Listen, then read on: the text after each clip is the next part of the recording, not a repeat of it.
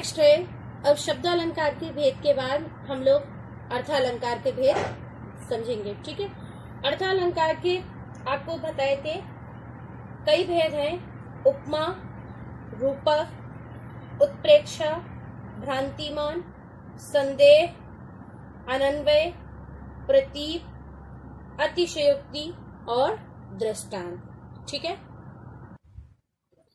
अब हम देखेंगे उपमा अलंकार क्या होता है। ठीक है, उपमा अलंकार होता है कि जब समान धर्म के आधार पर जब किसी वस्तु की समानता या तुलना जो है वो किसी दूसरी वस्तु से की जाती है तो वहां उपमा अलंकार होता है। ठीक है, जब उपमेय की उपमान से समानता या तुलना की जाती है तो उसे उपमा अलंकार कहते हैं। ठीक है, उपमा का जो अर्थ होता है वो होता है समानता, तुलना या सादृश्य। उपमा अलंकार के 4 अंग हैं, उपमेय, उपमान, साधारण धर्म, वाचक। ठीक है, उपमेय क्या होता है? जिसके लिए उपमा की योजना की जाती है। ठीक है, मतलब जिसके लिए हम उपमा देने जा रहे हैं उसे उपमेय कहते हैं। उपमान क्या होता है? जिसकी उपमा दी जाए वह उपमान कहलाता है। उपमेय एवं उपमान के बीच जो भाव होता है, रूप, गुण, क्रिया, समान धर्म होते हैं, वो हमारे क्या कहलाते हैं? साधारण धर्म कहलाते हैं। मतलब जिसकी जिससे समानता की जा रही है, जो गुण है, धर्म है, वो हमारे क्या कहलाते हैं? उपमा अलंकार कहलाते हैं। वाचक धर्म क्या होता है? वाचक शब्द का अर्थ होता है जहां उपमेय और उपमान की समानता को प्रकट करने वाले शब्द हो, वो हमारे वाचक शब्द कहलाते हैं। जैसे सा लगा हो, इब लगा हो, सम लगा हो, समान हो, सो हो, तो ये सब हमारे क्या कहलाते हैं? वाचक शब्द। जैसे हरि पद कोमल कमल से, हरि पद ये उपमेय है। ठीक है, इसमें हरि मतलब ईश्वर, ईश्वर के पद माने चरण, ईश्वर के चरणों की क्या है? कोमल से, कोमल कमल मतलब कमल के समान कोमल है, इससे वर्णन किया गया है। ठीक है, मतलब हरि ईश्वर के चरण कैसे हैं? कोमल कमल के समान है। ठीक है, तो हरिपद क्या हो गया? उपमेय हो गया, मतलब चरण किसके समान है? कमल के समान, ये उपमान हो गया। से लगा है, ये वाचक शब्द हो गया। कोमल जो है ये क्या है? कमल की विशेषता है, तो ये हमारा साधारण धर्म हो गया।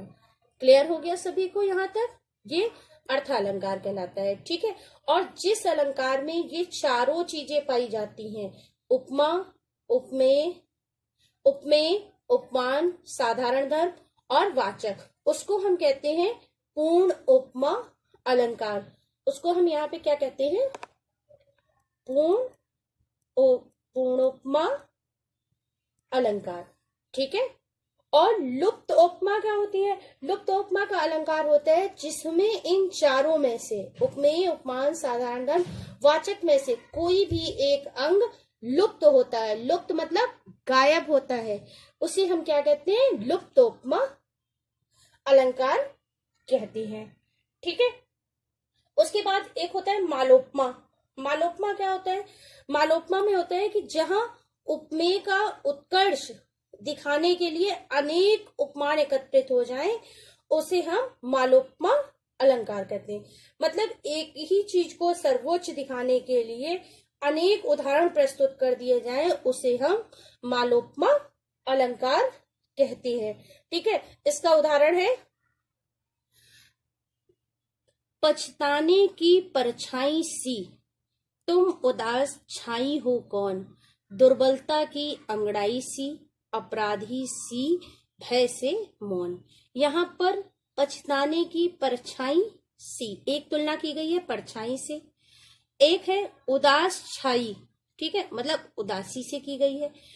दुर्बलता की अंगड़ाई सी मतलब अंगड़ाई सी। अपराधी सी मतलब अपराधी की भांति मौन क्यों हो।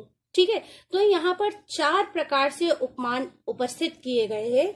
तो यहाँ पर हमारा जो है वो मालोपमा अलंकार है। कहते नहीं माला माल, बहुत अधिक।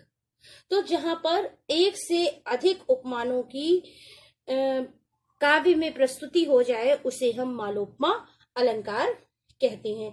सभी को यहाँ तक अलंकार, उपमा अलंकार क्लियर हो गया होगा। ठीक है, जो लोग देख रहे हैं वो अटेंशन है, मतलब अटेंशन होके ही वीडियो देखें, जिससे आपको समझने में आसानी हो जाए। ओके, अब नेक्स्ट है रूपक अलंकार। ठीक है, रूपक अलंकार क्या होता है? जहां उपमेय में उपमान का, ठीक है, उपमेय में उपमान का भेद रहित आरोप हो, वहां रूपक अलंकार होता है। ठीक है, उपमेय जो होता है हमेशा नजदीक होता है, मतलब हमारे नजदीक होता है, मनुष्य के पास का हिस्सा होता है। और उपमान जो होते हैं ये दूर होते हैं, मतलब प्रकृति से संबंधित कोई चीज होगी।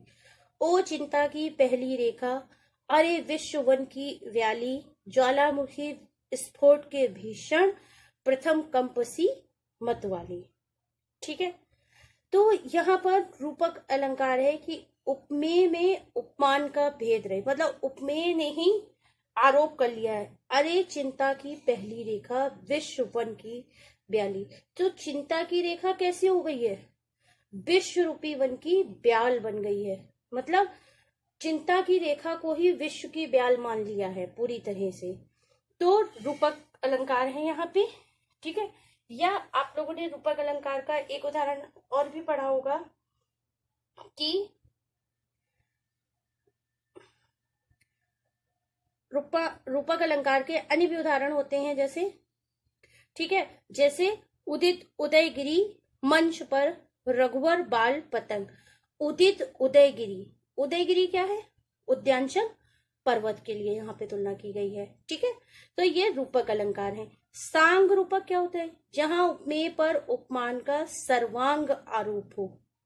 ठीक है, मतलब सभी अंगों का आरोप हो रहा हो, मतलब जितने पद हैं, जितने उदाहरण दे रहे हैं, वो सभी पर संग का आरोप हो जाए। ठीक है, वो सांग रूपक कहलाता है। उदित उदयगिरी मंच पर रघुवर बाल पतंग, बिगसे संत सरोज सब, हरसे लोचन भृंग। ये आपने पंक्तियां जो है ये 10th की बुक से ली गई है, तुलसीदास की हैं। ठीक है, यहाँ रघुबर, मंच, संत, लोचन आदि उपमेय काहे के हैं? मंच, ठीक है, उदयगिरी उत्तरांचल पर्वत के समान है। ठीक है, संत जो हैं वो सरोज कमल के समान है। लोचन जो है भृंग, मतलब भौरे के समान है। तो ये क्या कहलाते हैं? सांग रूपक कहलाते हैं। निरंग रूपक